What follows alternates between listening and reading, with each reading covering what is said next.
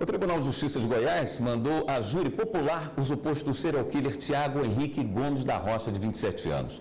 Ele vai responder por homicídio duplamente qualificado pela morte de uma menina de 15 anos.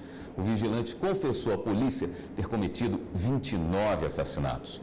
Ele já foi encaminhado à júri popular nos processos referentes a outras 5 mortes. A defesa do vigilante já entrou com recurso contra a realização do júri popular. Na semana passada, a Justiça condenou Tiago a 3 anos de prisão por porte ilegal da arma, a mesma que ele teria usado para cometer os crimes. Para conversar mais sobre o júri popular, eu recebo aqui na bancada do Jornal da Justiça o advogado Amaury Andrade. Doutor Amaury, boa noite. Muito obrigado por estar aqui com a gente. Boa noite, doutor William. Doutor Amaury, por que a defesa tende sempre a evitar o júri popular? Bem, as penas de um crime doloso contra a vida, que é o crime que é julgado no tribunal do júri, nós temos o homicídio, o infanticídio, o aborto, a instigação ao auxílio e o induzimento ao suicídio. E as penas geralmente são penas altas, né? E quando as penas são altas, a defesa tenta impedir que vá a júri popular em muitas ocasiões, porque o tribunal do júri, que são pessoas compostas pelo povo, julgam os seus pares. Então, a própria sociedade é que julga. Então, acaba que a sociedade, às vezes, discrimina, né, essas condutas delituosas pelo fato do sujeito ter cometido um homicídio, por exemplo, e acabar que todas as pessoas que vão a julgamento têm uma tendência muito grande de serem julgadas e, ao final, condenadas pelo próprio povo. Esses casos que causam mais comoção tende a ter uma mão mais pesada por parte do júri? Não, veja bem, as penas são aplicadas pelo juiz, quem julga é a sociedade. Agora, o clamor público, de fato, tem uma repercussão muito forte pelo fato de muitos casos atingir uma comoção social, né? No caso de crimes dolosos contra a vida, no caso de um homicídio, por exemplo, em que tem um estupro no meio. Então, acaba que a sociedade ela discrimina, tem uma repulsa muito forte pelo fato de ter uma repercussão pessoal, né, em cada uma das pessoas da sociedade. Então, por isso que há um grande risco, né, de ser aplicada uma pena alta, mas não a pena em si, quem aplica é o próprio magistrado. O jurado tão somente condena ou absolve. Nesse caso específico de Goiânia, ele já teria respondido, ele já teria participado de um júri popular.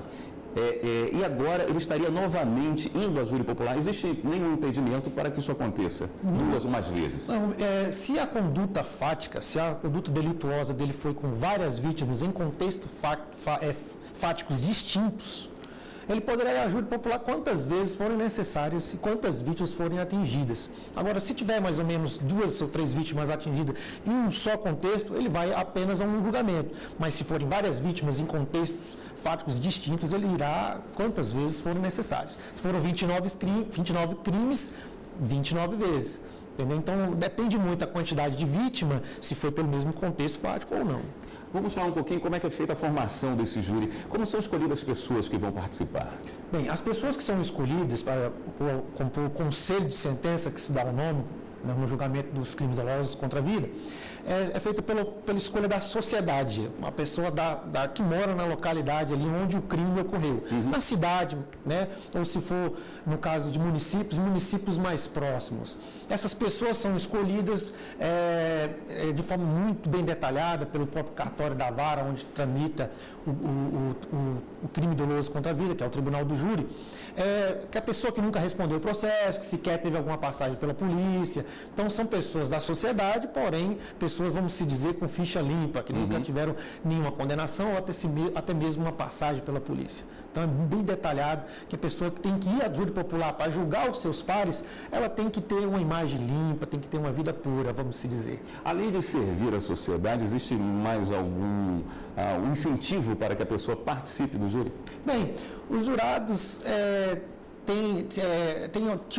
têm algumas regalias, né? Ele pode ser dispensado do trabalho, né?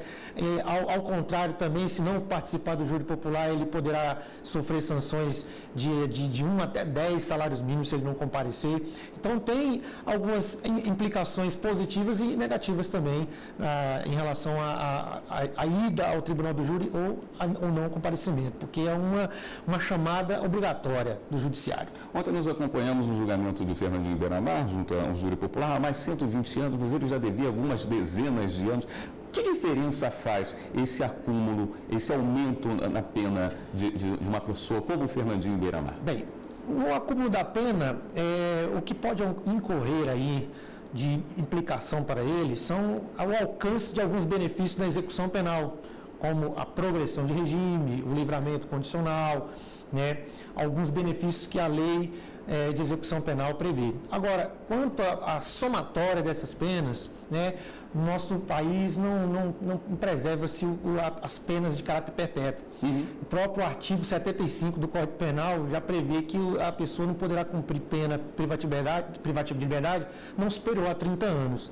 Então, ele pode ficar preso no máximo ali 30 anos, mas os benefícios da execução penal podem sim ser atingidos desfavoravelmente a ele. Doutor Amarim, muito obrigado pela sua presença aqui no Jornal do Justiça. Muito obrigado, senhor William, estou à disposição.